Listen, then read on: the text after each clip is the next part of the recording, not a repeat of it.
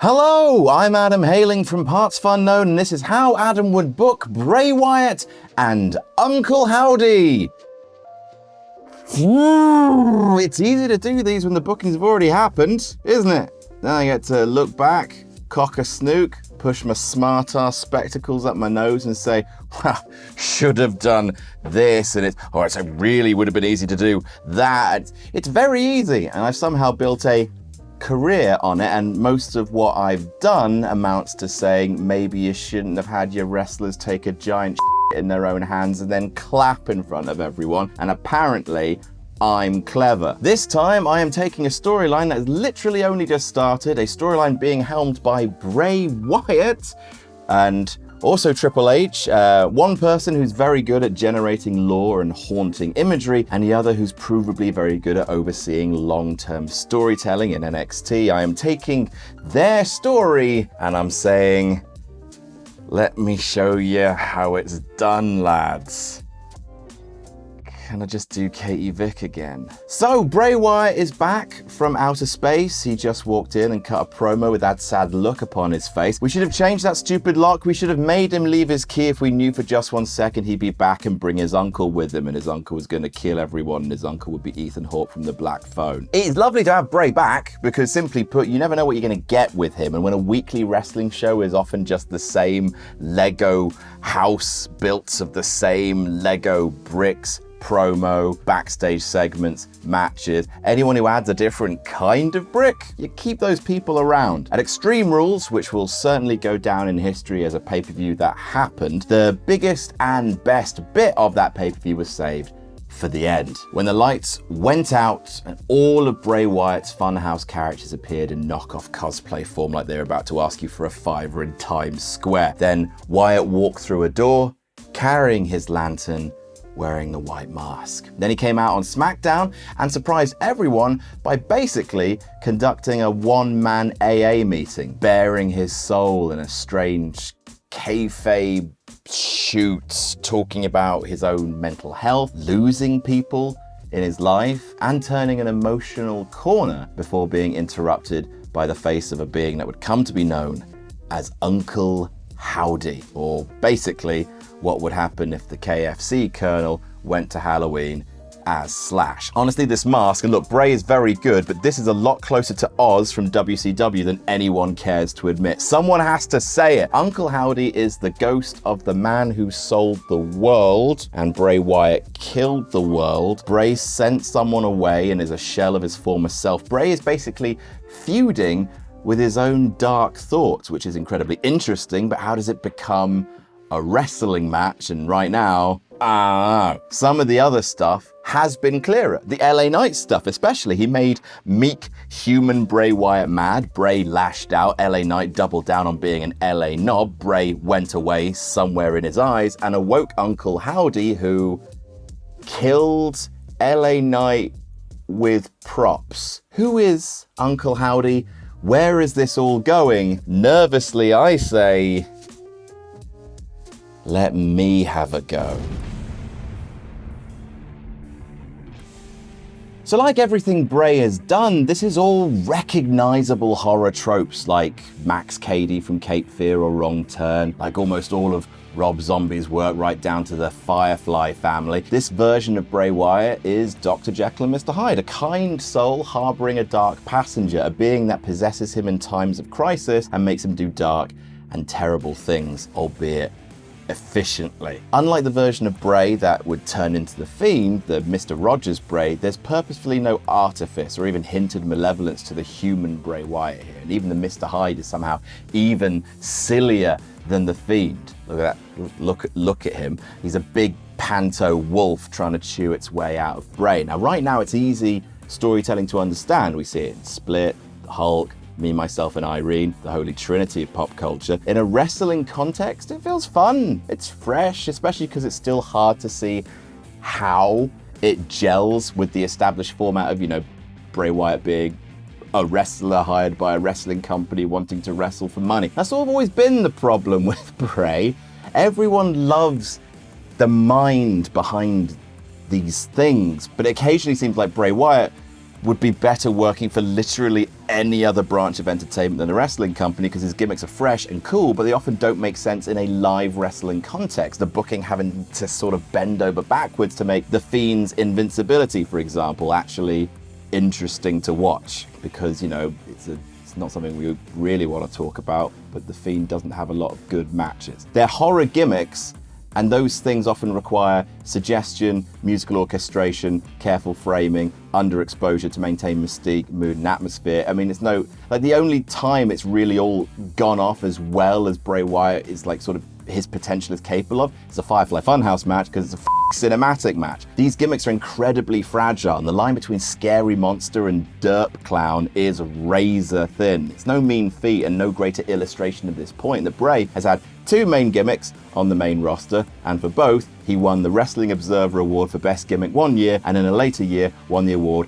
for the worst gimmick for the same character. The Wyatt family won Best Gimmick in 2013, and Bray Wyatt won Worst in 2017. The Fiend won Best in 2019, and the Worst in 2020. 1 year later, The Fiend won Worst Gimmick. The gimmicks are so fun at first, but increasingly tricky to manage without booking yourself into a corner. Bray creates monsters, and once you beat a monster, what are you left with? And that's going to be the crux of this booking. The third in a trilogy I've done about Wyatt's characters, something to sign off all of the spooky business and turn Bray into something he's never really been before, a man.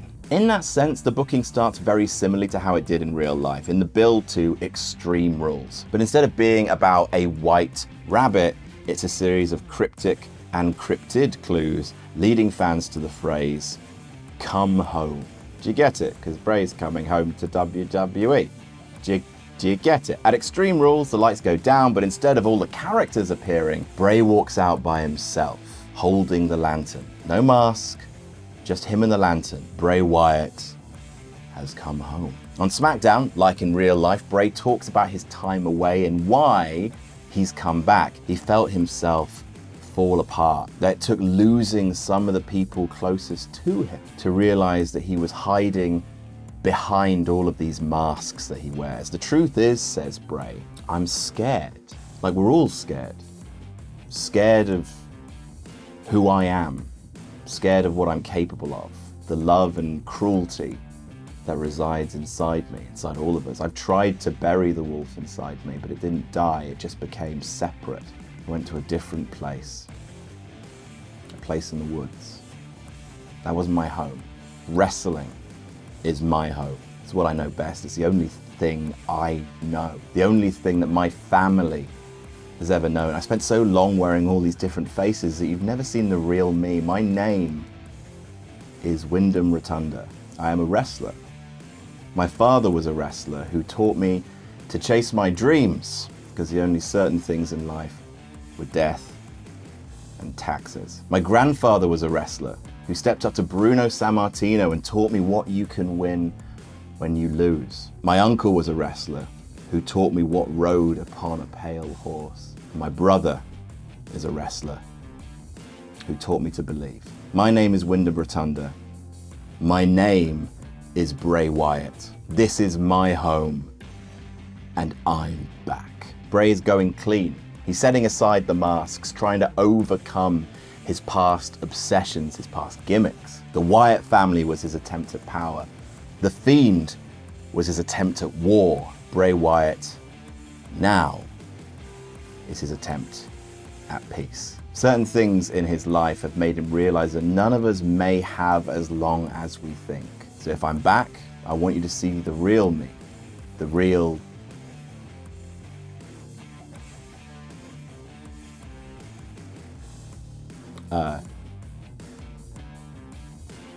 home. Bray looks confused, drops the mic, and leaves. See, something's wrong in Bray Wyatt, but please, no more supernatural bollocks. No magical powers, because they're not scary. They've never been scary. Honestly, this Uncle Howdy mask, this is not scary. Flickering Titantrons aren't scary. I tell you what's scary, the look on Bray's face when he's made up his mind to kill LA Knight. That's the Bray we get for a while. Someone incredibly kind in backstage interviews, incredibly genuine. He wrestles matches, shaking hands with his opponents before the bell, but after you push him too far, He disappears and becomes something else, something savage. Because ultimately that is a subtler, admittedly more mundane way to frame Bray Wyatt, but also has a lot more for fans to actually grapple with in terms of wrestling presentation. Not so much, oh, this is a Fiend match, so it has to take place in a red light and it has to have him no-selling the entire thing, which gets really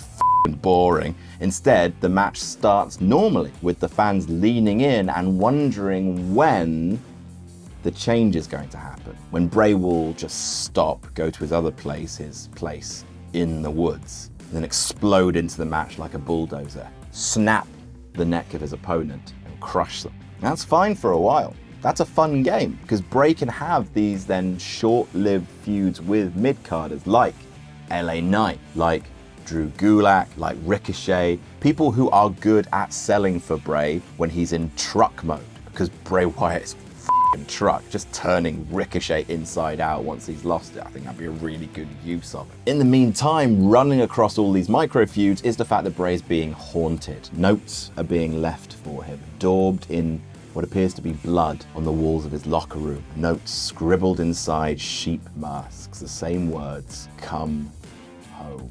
His first proper feud is against Carrion Cross. He sees Cross as someone who was very much like him, someone who confused fear with respect, someone who hurts because he hurts. Cross dismisses Bray as the former Bray Wyatt, a Bray Wyatt who's lost his edge. He wants to fight the proper face of fear. Bray tells him, "You're searching for something in the trees. Walk carefully, or you may find it."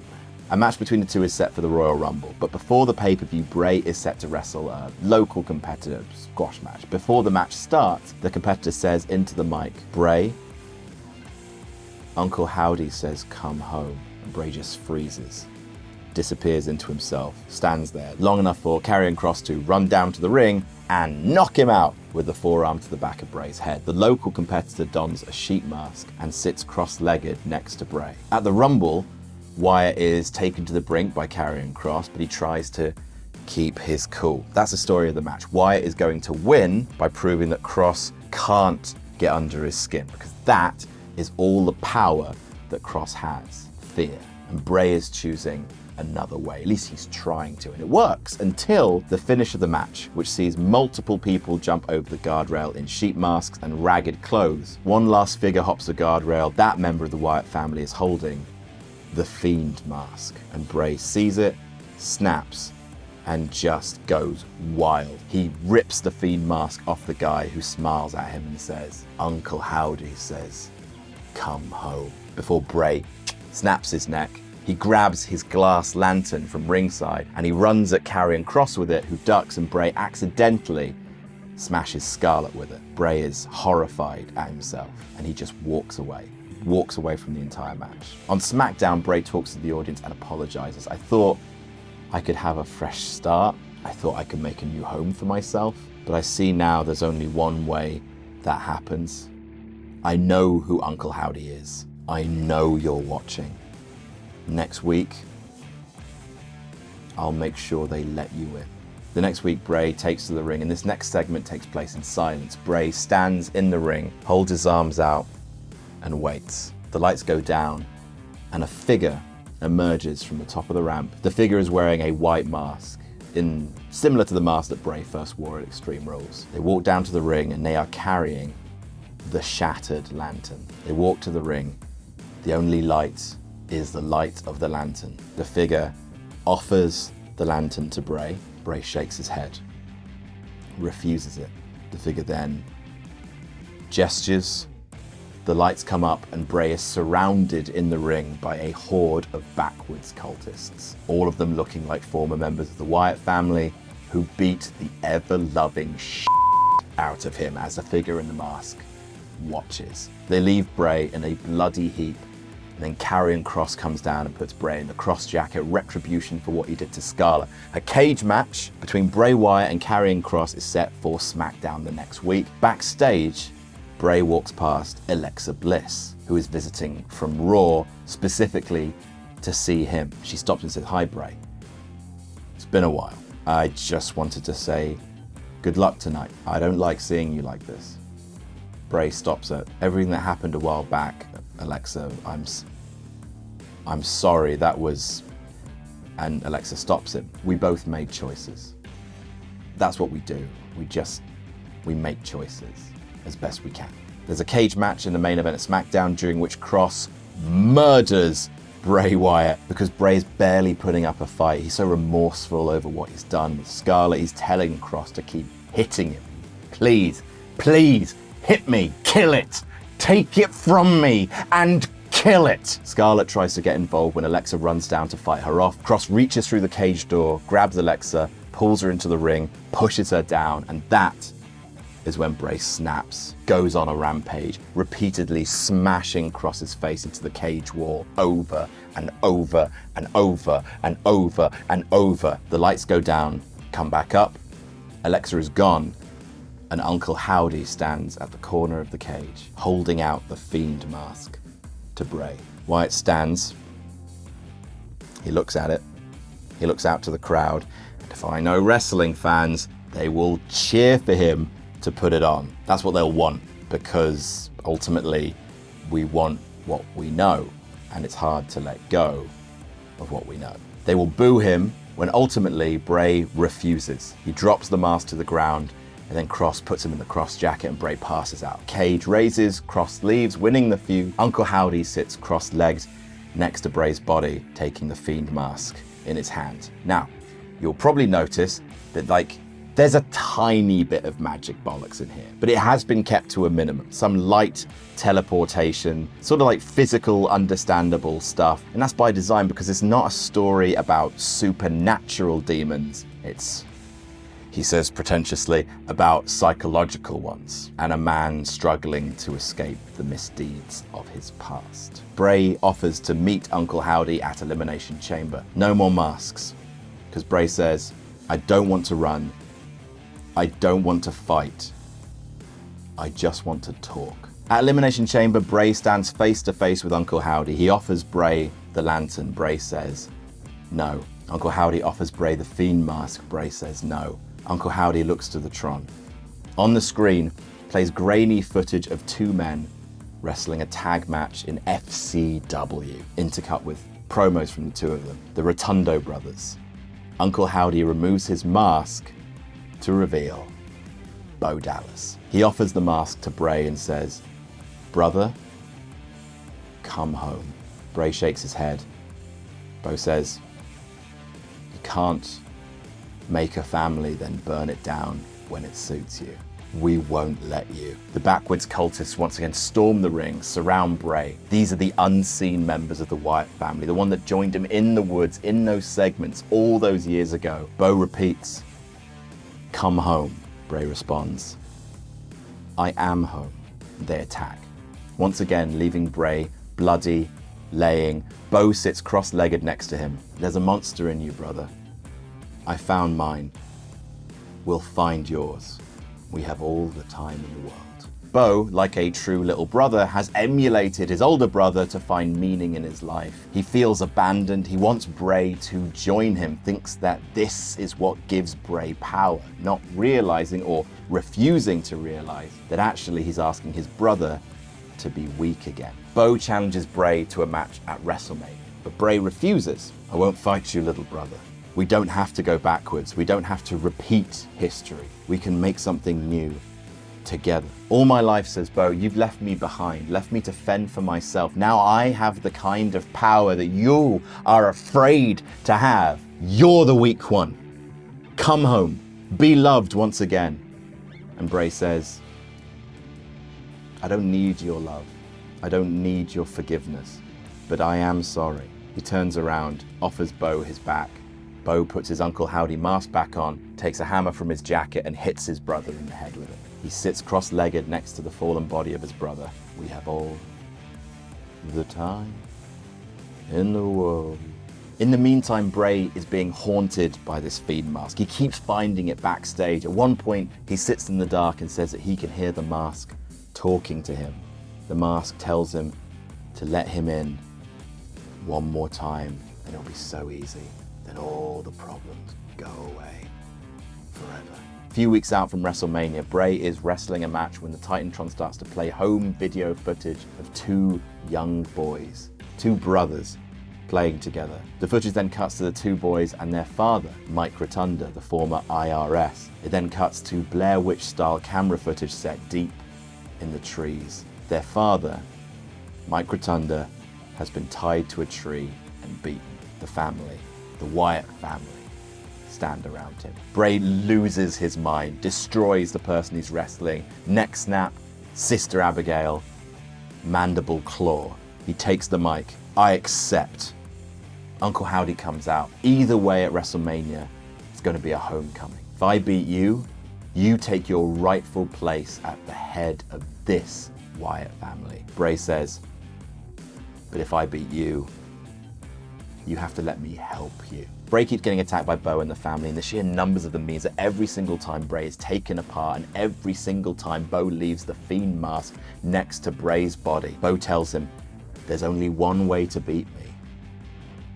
There's only one way. At WrestleMania, it is brother versus brother, mental health support system on the line. Before the match, backstage, Bray sits with the Fiend mask in his hands when he's approached by Eric Rowan. Rowan is dressed in a suit. He wanted to wish Bray good luck after everything. Bray says, for putting you through the Wyatt family, I just wanted to say I'm really sorry. Eric says, I'm doing fine these days. I've cleared through some of the cobwebs. I don't really know if I forgive you for what happened. I'm not really sure it matters. If you do better. That's what he would want anyway. And he hands Bray a piece of cloth, a stained white vest. Make him proud, says Eric. Make yourself proud.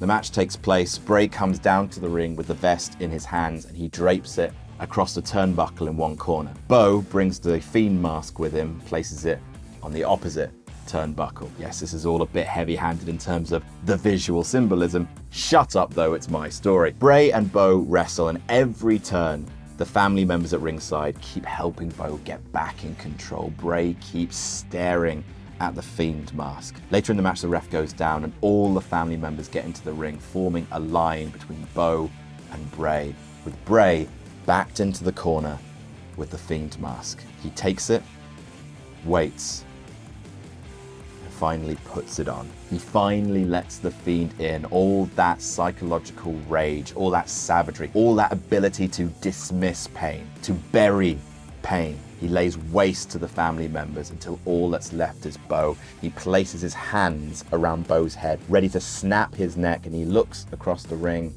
at the vest. He stops. He rips the mask from his head, throws it into the crowd. The mask is gone, eaten by the WWE fans, consumed by the people who admittedly both want him to wear it because it's familiar, but also wants Bray, the character, hopefully at this point in the story, to get better. Bo takes the hammer, looks at Bray and says, you could have beaten me. Bray says, I have beaten you. And Bray turns his back once again to Bo. Bo swings at him with the hammer. Bray ducks, plants Bo with the Sister Abigail. 1, 2, 3. Bray wins. The family disbands. The Fiend is gone. All the loose strings, all of Bray's backstory leading to this moment where he wins as a man, not a monster. And from there, the story is Bray and Bo working together. Bray trying to deprogram Bo, deprogram all the former Wyatt family members, because that is the best way that Bray can find this redemption he's looking for, to actually seek people out and make amends. The two brothers form a team, finding a new purpose together. In some ways, taking it back to the beginning, and in some ways, forging a new one. And that is how I would book Bray Wyatt, ridding himself of monsters and finally becoming a man. What do you think? Let me know in the comments. Let me know what you'd like me to book. Well, you can't let me know what you'd like me to book next month because it's going to be the Rumble, the Royal Rumble. I love booking Royal Rumbles. Huzzah. I will see you next month for that. Have a Merry Christmas, everyone. Happy holidays. And get on board. That's No Rolls Barred. Jam that jam.